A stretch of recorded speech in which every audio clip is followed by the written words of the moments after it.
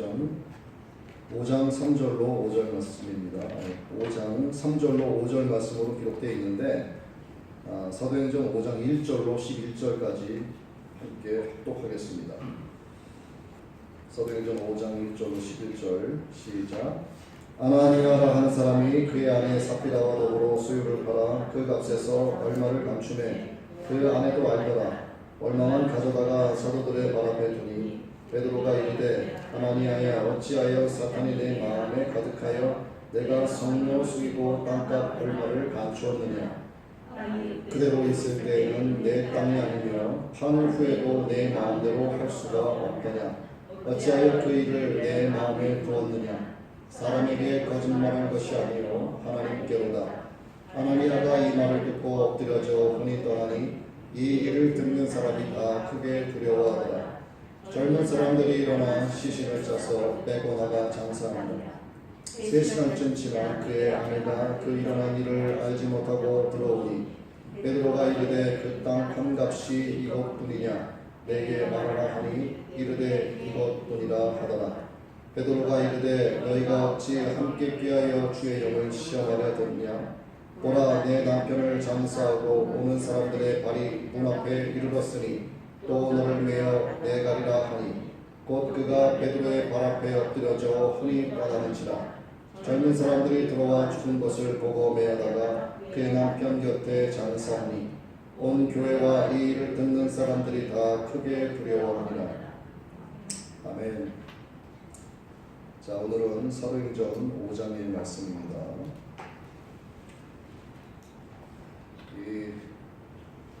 우리가 사람들을 보면은요, 저 사람은 좀 착한 사람이다, 저놈은 참 나쁜 놈이다, 이렇게 많이 사람을 이렇게 갈라서 이야기를 합니다. 저 사람은 선한 사람이다, 저 사람은 참 악하다, 이렇게 누구나 악한 면과 선한 면 두 가지가 존재를 하는데, 이게 선한 사람, 악한 사람 따로 구분되어 있는 것이 아니고 어떨 경우에는 선한 사람이 악한 면이 드러나기도 하고 어떨 경우에는 악한 사람인 것 같은데 경우에 따라서는 선한 모습이 드러나기도 합니다.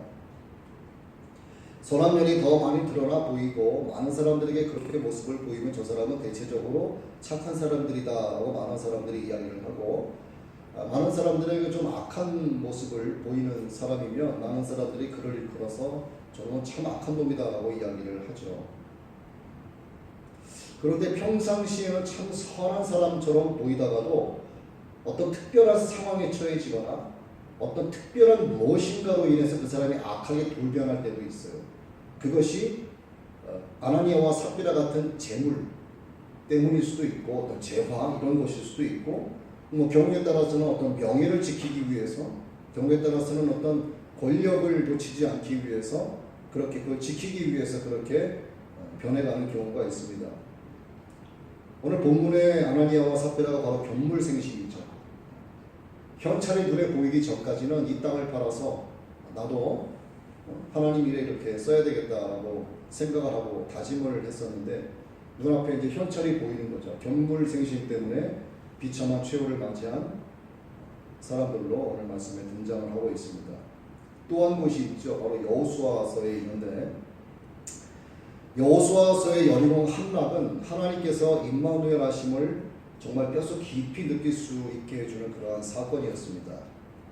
하나님은 여리고 성에 있는 그 어떤 금은 보아도 손대지 말라 이렇게 말씀을 하셨죠. 전쟁의 목적이 하나님의 나라를 이루는 것이었습니다. 가나안에 들어가서 가나안에 하나님 나라를 이루는 것이 전쟁의 사실은 목적이었어요. 거기까지 가야 되기 때문에 그들이 이방 민족의 재물과 재화를 우상화함으로써 하나님을 떠나 살게 될까 하는 것을 우려하신 방침이었었어요. 그렇게 여리고성을 승리를 하게 됩니다. 승리에 취해 있었던 여호수아가 그 다음 성인 아이성, 여리고성에 비하면 터무니없이 작고 보잘것없어 보이는 그런 아이성을 점령하기 위해서 하나님의 뜻을 구하지 않고 제 멋대로 합니다.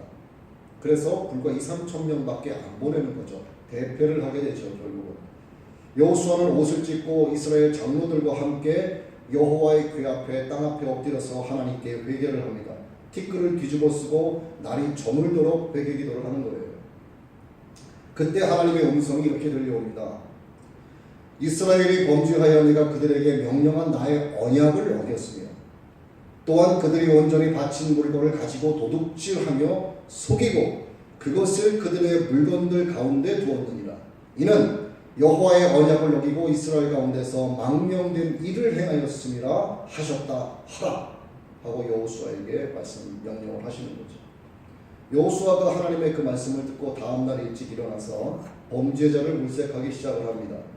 그렇게 해서 최종적으로 뽑힌 사람이 바로 유다지파 사람의 아간이었어요. 태어나기를 믿음의 가정에서 태어나서 믿음 안에서 성장한 대표적인 모태신앙입니다. 그러자 아간이 여호수아에게 이실직고를 하죠. 내가 노력한 물건 중에 시날산의 아름다운 외투 한 벌과 은 200세겔과 그 무게가 50세겔 되는 금덩이 하나를 보고 탐내어 가졌나이다. 보소서 이제 그 물건들을 내 장막 가운데 땅 속에 감추었는데 은은 그 밑에 있나이다. 이렇게 여호수아에게 고백을 하는 겁니다. 아간은 그렇게 하나님의 명령에 불순종해서 하나님의 진노를 이제 최종적으로 받게 되는 거죠. 수년간 한 울타리에서 함께 자라서 함께 먹고 마시고 있었던 이스라엘 동족들이 그들과 함께 있습니다. 하나님의 모든 기적과 이사를 체험한 피부치 같은 동족들이었죠. 그와 그 아들들, 아간의 아들들과 그 딸들, 그리고 또 아무것도 모르는 가축들이 있지 않습니까? 이것들이 모두 돌에 맞고 불살라지게 됩니다. 살이 찢기고 머리가 터져 나갔겠죠. 충분히 그런 모습이 상상되지 않겠습니까? 얼마나 그들이 비명을 질러대고 한 번만 살려달라고, 한 번만 용서해달라고 얼마나 손이 발이 되도록 빌었겠습니까? 아마도 아골골짜기 초목과 바위 틈 사이에 그들의 비명소리가 깊게 배었을 거라고 봐요. 아간과 그의 가족들에게 돌을 던진 동족들의 마음은 또 어떻겠냐 이거죠. 자기들하고 함께 어릴 때부터 함께 자라고 있었던 아간과 그의 자녀들과 그의 많은 가축들, 그렇죠? 자기와 함께 있던 그를 하나님의 명령에 의해 돌을 던질 수밖에 없는 상황이 된 겁니다. 던지는 그들의 마음도 편치 않았겠죠. 얼마나 살려달라고 비명을 질러가며 용서해달라고 애를 썼겠습니까? 그거를 용서해줄 수 없는 거죠. 하나님은 앞으로 남아있는 수많은 전쟁을 통해서 전리품의 눈이 멀어서 이방 민족들의 문화를 받아들이고 우상 숭배를 하게 될 수 있는 모든 근원을 없애고자 그렇게 본보기를 보이신 거예요. 이스라엘 백성으로 하여금 아간의 죽음을 반면교사 삼게 하려는 하나님의 뜻이 여기에 있는 거죠. 그런데 아간에게 돌을 던졌던 그 동족들, 이스라엘 백성들도 역시나 마찬가지였습니다. 그들이 죽고 한 세대가 지나기 전에도 그들의 다음 세대들이 여호와 하나님을 알지 못했어요. 여호와 하나님께서 어떤 기적과 이사를 벌였는지도 그 다음 후대들은 알지를 못했습니다. 자녀에 대한 신앙 교육이 엉망진창이었다는 거죠. 부모들의 마음 가운데 하나님을 떠나 있으니 그 자식들에게 신앙이 계승되겠느냐 이겁니다. 참 심각한 문제죠. 사실상 오늘 우리나라를 보자고요. 우리나라가요, 미종도 종족을 향하여 복음을 전하러 가자 외치지 않습니까? 그런데 진짜 보면은 우리나라가 미종도 종족 국가가 되어가고 있어요. 우리 자녀들에게는 복음이 전해지지 않고 있습니다. 1000명 나오는 교회 주일학교 학생이 50명밖에 안 되는데 말이 된다고 생각하세요? 말이 안 되는 겁니다. 50명도 많은 거예요, 요즘. 그래서 우리도 돌에 맞은 아간이 될 수도 있고요. 우리도 돌을 던진 이스라엘 민족이 될 수 있는 것이고 그들의 후대가 우리도 될 수 있는 거예요. 우리의 자녀들이 후대가 될 수도 있어요.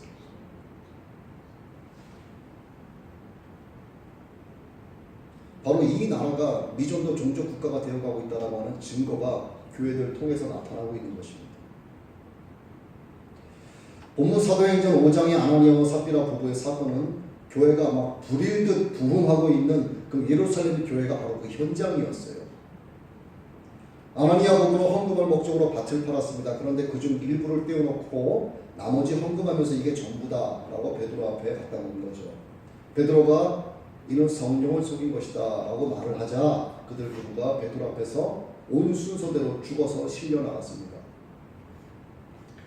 이 사건에 대해서요, 뭐 자의적으로 해석할 필요를 전혀 못 느낍니다. 이 사실 그대로이기 때문에 그래요. 여기에 더 이상 무슨 해석이 더 필요하겠습니까? 하나님의 재정에 부정하게 손대지 말라라고 하는 엄중한 경고죠. 하나님의 거룩히 구별된 것에 대해서 절대 손대지 말라라고 하는 겁니다. 아나니아의 경우는 헌금을 목적으로 팔았다라고 하는 그 사실만으로 전액 하나님의 재정에 귀속된 것으로 이미 간주가 된 거예요. 아나니아와 삽비라가 처음부터 여보 우리 이거 팔아서 일부는 우리가 쓰고 일부는 하나님께 드립시다 라고 했다면 하나님이 이렇게 하셨겠냐 이거죠. 아니었습니다. 처음부터 이들은 그렇게 결단을 한 거예요. 이걸 팔아서 하나님께 드리자. 그러나 현찰을 보자 욕심이 생겼던 겁니다. 하나님의 재정에 손을 댔다 이 말이에요. 다윗의 간음죄가 나오죠. 다윗이 간음을 하기 위해서 부하를 죽입니다. 다윗의 이런 간음죄와 살인죄에 비하면 여호수아의 아란의 사건이라든가 아나니아 부부의 이런 사건 같은 경우는 10번이라도 용서되고 남을 만한 죄가 아닌가 이렇게 생각을 할 수도 있어요. 사실은. 그러나 하나님은 즉각적으로 이들을 단호하게 처형하셨습니다. 징계를 주신 것으로 끝난 게 아니에요. 회개할 기회를 주시지 않은 겁니다. 이게 바로 중요한 거예요. 여기 하나님의 재정에 관해서 우리가 신중하지 않으면 안 된다라고 하는 충분한 경고가 담겨 있습니다. 말라기 3장의 온전한 11조가 아니면 하나님의 것을 도적질하는 것이라고 8절과 9절에 4번씩이나 도둑질로 언급했어요. 온전한 11조가 아닌 것은 도둑질이다. 4번을 언급했습니다. 도둑질이 맞습니다. 이것은. 11조에 관한 것도 마찬가지예요. 더 이상 해석을 할 필요가 없어요. 있는 사실 그대로입니다. 일부 신학자들은 그렇게 해석을 하죠. 구약에만 해당되는 율법이다. 신학자들은 자기가 성경을 연구한 결과를 가지고 주장을 하지요. 하지만 하나님의 종은 하나님의 말씀 그대로를 전하는 메신저에 충실하는 게 하나님의 종입니다. 그들은 그들이 주장하는 거예요. 11조는 그 당시에만 해당되는 하나님의 율법이 아닙니다. 하나님의 말씀을 가감하는 이 재앙을 초래하는 죄예요. 신학자들의 이런 잘못된 견해는요. 하나님의 말씀을 가감하는 죄를 범하고 있는 겁니다. 예수님은 이 문제에 대해서 확고하게 지적을 하셨어요. 율법 준수주의자들이 바리새인들은 11조에 관한 굉장히 지나치게 엄격한 사람들임에 틀림없었습니다. 실수로라도 자기들 소득의 10%에서 조금이라도 한 푼이라도 누락되는 것을 굉장히 우려했어요. 왜? 자기들의 율법에 그렇게 나와 있기 때문에 그런 거예요. 하나님의 것을 도둑질하는 결과를 초래할까 그들이 두려워했던 것이죠. 이에 대해서 주님이 이렇게 말씀하셨습니다. 그들을 향해서 화 있을진저 외식하는 서기관들과 바리새인들이여 너희가 박하와 외향과 근처의 11조 들이되 율법에 더 중한 바 정의와 긍휼과 믿음은 버렸도다. 그러나 이것도 행하고 저것도 버리지 말아야 할지니라 이렇게 말씀하셨어요. 여기서 이것이 나오고 저것이 나오지 않습니까? 이것은 정의와 긍휼과 믿음을 가리키는 거예요. 저것은 소득의 11조를 가리키는 겁니다. 즉 이것만 하고 저것은 하지 말아도 된다가 아니고 이것도 하고 저것도 해야 된다가 되는 거예요. 바리새인들이 겉으로는 하나님의 가장 전 섬기는 것으로 보이긴 보였습니다. 그러나 모든 소득의 온전한 11조를 드리는 것을 그들의 신앙의 수준을 과시하려고 하는 의도로 드러내는 거예요. 그들의 진짜 믿음이 아니었습니다. 그것은. 예물은 뭐였었냐면 그들의 신앙을 자랑하는 장식품에 불과했던 거예요. 오늘날도 그런 분들 많이 있지 않습니까? 이 두 가지 바로 이것과 저것은 11조 의무에 대한 신학 성경에서의 확고한 지침인 것이고요. 그리고 그래서 이것과 저것은 신앙생활에서 두 다리나 두 팔처럼 반드시 함께 있어야 된다 이 말입니다. 기독교인은 사람에 대해서는 빛과 소금으로 대해야 되고 하나님을 향하여는 온전한 11조를 드려야 되는 것입니다. 사실 교회에서 헌금 예물 이야기하고 11조 이야기하면 시험에 드는 성도님들이 종종 계시긴 해요. 물론 우리 가운데는 그런 분들이 안 계실 걸 제가 확신하고 하지만 성도가 많은 교회에 보면은 그렇게 시험 받는 분들이 꽤 있습니다. 그래서 예물에 관한 11조에 관한 수요를 안 하시는 그런 목사님들도 종종 보이기도 합니다. 여러분 주변에 사람의 마음을 과거를 환하게 읽을 수 있는 초능력자가 있다고 치자고요. 그 사람이 특별하게 자기 지인 10명을 초대를 해서 그 사람의 과거를 알아맞추겠다라고 공포를 했어요. 그러자 방송국에서 그 사실을 듣고 모든 방송국이 생방송으로 방영을 하기 위해서 그 날짜에 찾아가기 준비를 하고 있습니다. 그런데 그 초능력자가 여러분과 관계 있는 지인이에요. 만약에 그 사람이 여러분을 그 10명 가운데 초대를 했다. 여러분은 가시겠습니까? 안 가시겠습니까? 가세요? 안 가요. 저 같아도 아마 그 사람 앞에 안 갈 겁니다. 왜냐하면 저의 더럽고 추하고 악한 그런 죄가 그 초능력자라고 하는 그 인간의 입에서 다 나올 것이기 때문에 두려워서 못 가는 거예요. 하물며 창조주 하나님 앞이겠냐 이겁니다. 누구라도 하나님 앞에서 심판받으면서 자신의 죄를 낱낱이 직고하고 싶은 마음은 없을 거예요. 하지만 성경에 그렇게 기록되어 있지 않습니까? 자신의 죄를 낱낱이 직고하리라. 자신의 입으로. 그러기 위해서는, 그러지 않기 위해서는 회개할 수 있는 지금의 기회를 놓쳐서는 안 된다는 얘기예요. 베드로가 왜 아나니아와 왜 삽비라에게 정말 이것이 전부냐라고 왜 물어봤을까요? 그들을 징계하는 말투였지만 그들이 회개하기를 바랬던 겁니다. 사실은 그게 아니고 내가 이만저만해서 욕심이 생겨서 일부에 조금 뛰어났습니다. 회개합니다. 잘못했습니다. 그러면 죽어라 그러겠어요? 아닙니다. 회개할 기회를 준 거예요. 하지만 그들은 회개할 기회를 놓친 것입니다. 회개 없는 십자가 복음이 없어요. 회개 없는 거듭남도 없습니다. 회개 없는 믿음도 없고 회개 없는 구원도 영생도 천국의 소망도 없는 거예요. 회개가 빠진 신앙생활은 신앙생활이 아닙니다. 참된 성도의 주님의 제자의 복음의 사람이요 거듭난 사람은 회개를 통해서 하나님 앞에 나아갈 수 있는 거예요. 회개가 없이는 아무리 성자라 하더라도 하나님 앞에 나아갈 수가 없는 것입니다. 본문의 아나니아와 삽비라 부부는 공병심에 사로잡힌 사람들이었어요. 다른 사람들이 재산을 사심없이 팔아서 사도들의 발 앞에 하나님 앞에 갖다 놓을 때 많은 사람들이 그 모습을 보고 그들을 칭찬합니다. 그 모습을 그들이 봤죠. 이 모습을 보고 그들도 많은 사람들 앞에서 칭찬받기를 바랬던 겁니다. 종교적인 명예심을 얻기도 하고 또 개인적인 재산도 어느 정도 챙기기 위한 한 방편으로 하나님을 상대로 사기극을 벌인 거죠. 그 재산을 팔아서 얼마를 감추었고 나머지를 사도들의 발 앞에 갖고 갑니다. 그것이 마치 전부인 양 사도들에게 바치게 되죠. 아마도 그들은 아무도 모를 것이다 이렇게 생각을 했을 겁니다. 만일 베드로가 이것을 용감하 줬더라면 그들의 죄를 드러나지 않았겠죠. 죽지도 않을 수 있었겠죠. 그들이 사도들 앞에 왔을 때 베드로가 성령을 의지해서 이렇게 말합니다. 아나니아야 어찌하여 사단이 내 마음에 가득하여 내가 성령을 속이고 땅값 얼마를 감추었느냐. 현재 아나니아의 마음을 사단이 잡고 있는 거예요. 물질을 타고 사탄이 그의 마음에 들어간 겁니다. 사탄은 물질에 대한 욕심을 사람으로 하여금 자꾸 갖게 만들죠. 이것이 창세기에서 뱀이 하와를 유혹한 것과 거의 흡사합니다. 바로 탐심입니다. 탐심. 아나니아가 가지고 있던 땅도 본래 자신의 것이죠.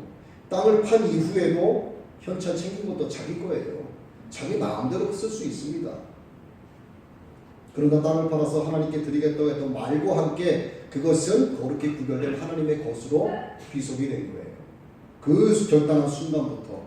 그러나 그는 하나님을 속였습니다. 그래서 아나니아가 그 자리에 쓰러져 죽었습니다. 아나니아가 이같이 된 것은 사람에게 거짓말을 한 것이 아니라 하나님을 속였기 때문이죠.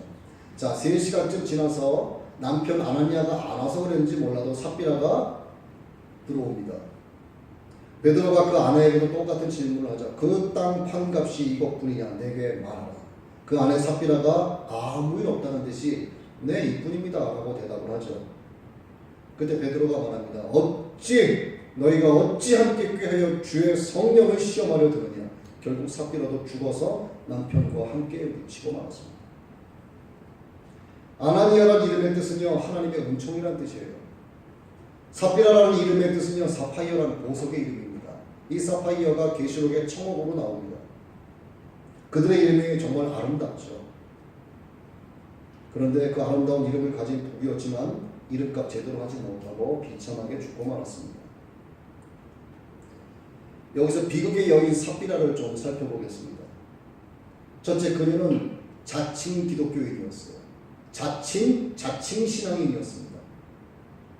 아나니아와 삽비라의 비극은 그들이 자칭 예수 믿는 기독교인이었다는 데서 발단이 된 거예요. 하나님이 없는 사람, 예수를 모르는 불신자들이 만약에 그랬다라고 하면 그럴 수도 있겠다라고 생각할 수 있을 거예요. 하지만 그들은 자칭 기독교인이었습니다. 하나님을 인정하지 않으신 자칭 기독교인. 이들은 유대교에서 개종을 했습니다. 성령 강림절을 통해서 은혜를 받고 다른 사람들의 믿는 사람들과 마음을 같이해서 그들과 뜻을 같이해서 모든 것을 통용하고 함께 지냈던 사람들 가운데 있었던 부부였단 말이에요. 그런데 왜 이런 일을 당했냐 이거죠. 성령을 속였기 때문에. 두 번째, 삽비라는 거룩히 구별된 하나님의 것을 자기의 소유물로 착각한 여자였습니다. 이미 마음속으로 하나님께 드리겠다라고 작정한 순간부터 말씀드렸지만 그것은 하나님의 것이 되는 거예요. 그러나 그녀는 경물생심의 마음으로 그것을 깨버리고 말았습니다. 아나니아와 삽비라는 성령 받은 초대교회 성도들의 아름다운 헌신에 그런 행위에 자극을 받은 거죠. 야, 우리도 칭찬받자. 바나바처럼 사랑의 연보에 참여했습니다. 그러나 불행스럽게도 현찰을 딱 잡았을 때 탐욕이 딱 들어오기 시작을 한 거죠. 얼마를 감추고 얼마를 가져다가 사도들의 발 앞에 두자. 여기서 감추었다라고 하는 의미는요, 횡령을 얘기하는 겁니다. 하나님의 것을 횡령한 거예요. 이 세상도 횡령하면 감옥에 갑니다. 하나님의 것을 횡령하는데 가만 놔두시겠어요, 하나님께서? 아간이 금덩어리와 외투 한 벌을 감춘 것도 하나님의 것을 횡령했다 이 말입니다. 주님은 위선에 대해서 책망을 매우 무섭게 질책을 하셨죠. 적으면 적은 대로, 많으면 많은 대로, 있으면 있는 대로, 없으면 없는 대로 하나님께 드리면 되는 것을 왜 속이느냐 이거죠. 일부를 드리면서도 전체를 드리는 척하는 위선은 하나님의 진노로 살기에 충분한 것이다라고 하는 경고가 오늘 말씀을 통해서 우리에게 전해지는 거예요. 저 역시도 하나님께 예물을 드릴 때 빈봉투 드린 적이 있습니다. 제 주머니에 돈이 있음에도 불구하고 빈봉투 제가 하나님께 드렸을까요? 장례식장에 가가지고 돈 한 푼 없이 마음만 넣습니다 하고 빈봉투를 드린 적도 있어요. 제가 돈이 있음에도 불구하고 그렇게 했을까요? 없으니까 그런 거예요. 왜? 내 마음을 주님이 아시기 때문에. 가난한 여인의 동전 한 입을 하나님은 귀하게 보시는 겁니다.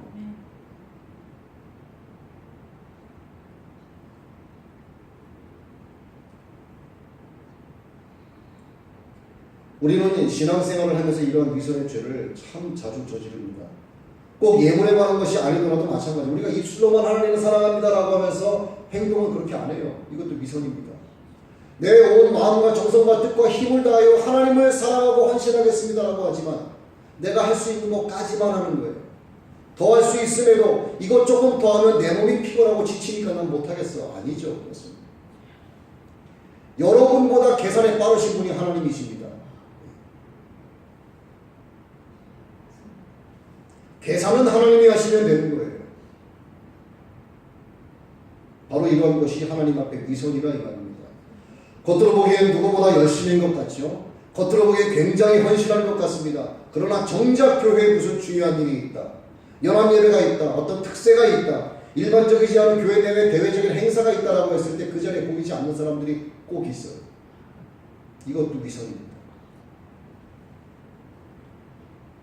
지금 우리는 새벽 예배를 드릴 수가 없죠. 드리고 싶어도 환경상 드릴 수가 없습니다.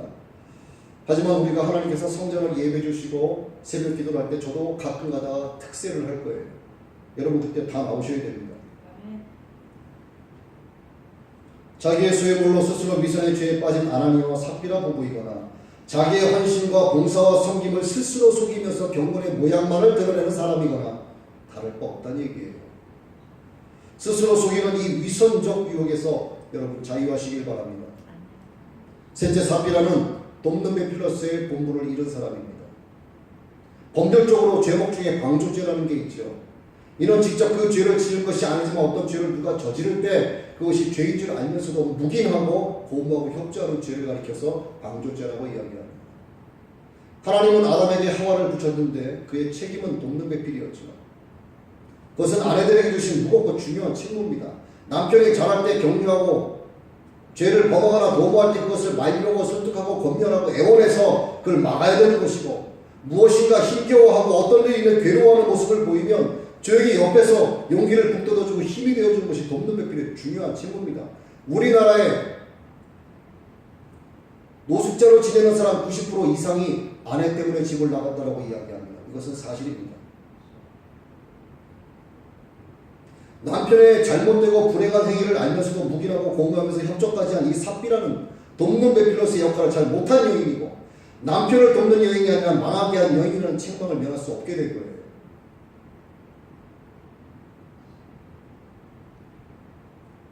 빌라도가 신약에 등장을 하죠. 빌라도가 백성들의 성화에 못 이겨서 예수님을 십자가에 못 박는 일에 관여하게 됩니다. 그때 그의 아내 클라우디아가 남편에게 간청을 하죠. 저 옳은 사람에게 아무 상관도 하지 마십시오.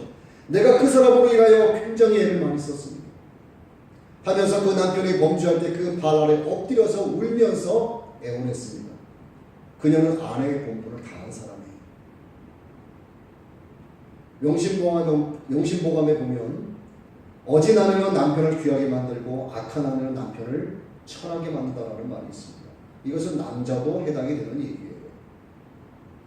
삽비라는 아내의 본분을 잃었기 때문에 남편과 함께 망하고 말았습니다.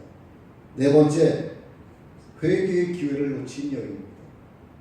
베드로가 땅 판값이 이것뿐이냐라고 물은 것은 삽비라에게 회개할 기회를 주시기 위함이었어요. 만약 삽비라가 베드로의 질문을 듣고 양심의 가책을 느껴서 죄를 고백했더라면 삽비라의 잘못은 반드시 용서받을 수 있었을 것입니다. 베드로가 이런 질문을 한 것은 돈을 더 거두어드리기 위해서였겠냐 이거죠. 아닙니다. 회개하기를 바라는 마음에서 범죄 사실을 일깨우기 위한 질문이었던 거예요. 하나님은 우리에게 날마다 회개의 기회를 주십니다. 그러나 기회는 언제나 주어지는 것이 아니에요. 회개는 회개하는 자에게 주어지는 거예요. 하나님은 자기를 대적하면서 살아온 만악한 사람들을 심판대 앞으로 소환하실 때 그에게 회개의 기회를 주시지 않습니다. 그리고 자기의 입술로 직고하게 만드시는 거예요. 우리가 살면서 뒤로 미루는 일들이 많습니다만 절대 뒤로 밀어서 안 되는 일 가운데 가장 중요한 거 하나는 회개하는 일입니다. 그래서 우리 날마다 회개의 자리에 앉아야 하는 거예요. 그 기회는 영생으로 들어가는 하나님의 은혜입니다. 그래서 회개하지 않는 자들은 하나님의 은혜를 은혜로 갚지 않는 것이고 하나님의 은혜를 원수로 갚는 것과 같다는 거예요. 아나니아와 삽비라는 성령을 속이고 하나님의 은혜를 원수로 갚아서 결국 한순간에 비참한 종말을 맞이한 부부가 되고 말았습니다. 성경에 기록된 모든 사실 예화는 우리에게 그대로 다 적용되어질 수 있습니다. 반드시 그래요. 기록된 문장으로 끝나지 않습니다. 절대로. 왜? 주님께서 살아계신 인격이기 때문에 그러십니다. 살아계신 하나님의 말씀이기 때문에 그렇습니다. 운동력이 있는 말씀이기 때문에 그런 거예요. 그래서 우리에게도 하나님의 말씀이 그대로 적용되어집니다. 비록 죽을 죄를 지은 죄인이라 할지라도 그러나 그가 회개하면 하나님은 그에게 기회를 주십니다. 회개하면 그는 용서받은 자가 되는 거예요. 용서받은 죄인이 되는 겁니다. 징계로 끝나는 거예요. 하나님께 버려둠을 당하는 자가 되지 않습니다. 이게 바로 회개입니다. 베드로를 통해 성령을 속이려 드는 삽비라에게 회개를 촉구하신 것은 하나님이 삽비라에게 구원의 기회를 주시고자 하신 것이었죠. 회개의 기회를 놓치고 구원의 기회를 잃어버린 불행한 여인으로 오명이 되고 말았습니다. 어떻게 오순절 교회 초대 성도들과 함께 지냈던 그 부부가 어떻게 그럴 수 있겠느냐 이거죠. 이것이 사도행전 5장 3절에서 이 답을 말씀하고 있습니다. 사단이 내 마음에 가득하여. 사단이 내 마음에 가득하여 그렇게 되었다라고 가르쳐 주는 거예요. 성도가 성령이 충만해야 되는데 사탄으로 충만하다 이 말입니다. 누구든 성령으로 충만하지 아니하고 사단의 영으로 충만하면 이런 험한 꼴 누구나 다 당할 수 있습니다. 말씀을 맺습니다. 오늘 우리는 하나님의 진리 안에서 정말 참 자유를 얻은 성도들임에 틀림이 없습니다. 하나님은 우리에 있는 그대로를 받으시는 분이에요. 우리가 예물을 얼마 더 드리고 우리가 11조를 못 드린다라고 해서 하나님은 넌 안 되겠다라고 내치시는 분이 아니라는 얘기입니다. 단 어느 것이라도 하나님 앞에 위선적으로 하지 말자는 얘기예요. 오늘 말씀의 제목대로 하나님 앞에서 두 마음을 품지 말자는 말입니다. 오직 한 마음으로 하나님을 섬기자는 얘기예요. 내가 정말 헌신하겠다라고 하면 정말 헌신하자는 얘기입니다.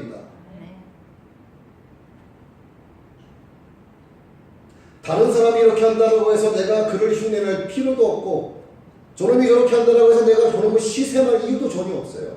나는 나대로 하나님 앞에 나아가면 되는 겁니다. 그와 하나님은 1대1 관계고 저와 하나님도 1대1 관계고 나와 하나님은 1대1 관계인 거예요. 그저 하나님의 은혜를 생각하면서 진실한 마음과 성실한 마음으로 내가 할 수만 있는 대로 충성을 다하고 힘쓰면 되는 겁니다. 그리고 특별히 누군가와 함께 죄를 공모하는 그런 사단의 미혹에 절대로 빠지시면 안 됩니다. 혼자 하는 것도 하나님이 미워하시는데 어떤 누군가와 공모하여 말을 만들어내고 분열시키고 절대 거기에 미혹에 빠지셔서는 안 됩니다. 우리가 구약시대에 살고 있지 않은 걸 감사해야 돼요. 왜? 우리에게 예수 그리스도의 이름이 있기 때문에. 그래서 예수 이름으로 회개하면 우리 용서를 받기 때문에 우리가 지금 이 시대에 살고 있는 것을 하나님께 감사해야 하는 것입니다. 서로가 하나님의 일에 태만히 한다든가 복음의 역행을 한다든가 말씀을 거역하고 완고한 행태를 취해서는 절대로 안 됩니다. 빌라도의 아내 클라우디아와 같이 성도 서로 간에 그 발을 붙잡고 눈물로 말려고 애원해서 죄를 범하는 일을 막도록 해야 되는 거예요. 오직 하나님 섬기기를 힘쓰고 모이기를 힘쓰고 성도의 본분을 지켜내는 데 힘을 쓰셔야 되는 것입니다. 이것이 그리스도 안에서 피차 간에 성도 간에 해야 할 일인 거예요. 우리 하나님께서 여러분 모두에게 신실함과 거짓 없는 참된 마음 주시기를 축복합니다. 성령으로 충만하여 신실하고 선한 일에 여러분 저와 함께 동역해 주시기를 주의 이름으로 간절히